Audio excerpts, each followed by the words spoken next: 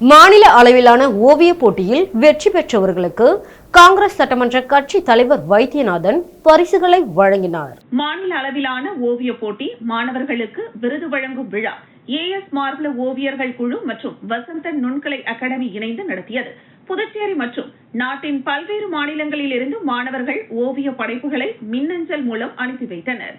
வகுப்பு வாரியாக ஓவியங்களை தேர்வு செய்து 22 மாணவர்களின் ஓவியங்கள் விருதுக்கு தேர்வு செய்யப்பட்டுள்ளது.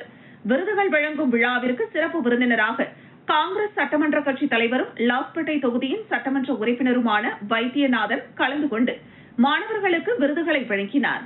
கலைமாமணி தேசிய ஓவியர் சுகுமாரன், புதுவை புதிய தூரிகை நிர்வாகி கலைமாமணி, அண்டமன் ஆகியோர் மாணவர்களை வாழ்த்தி ஓவியங்களின் முக்கியத்துவத்தை பற்றி எடுத்துக் கூறினர். அகாடமி நிர்வாகியான தேசிய ஓவியர் வசந்தன் வெற்றி பெற்ற மாணவர்களை பாராட்டினார். ஓவிய ஆசிரியர் காவ்யா, சிறப்பு விருந்தினர்கள் மற்றும் வெற்றி பெற்ற மாணவர்களுக்கு நன்றி கூறினார்.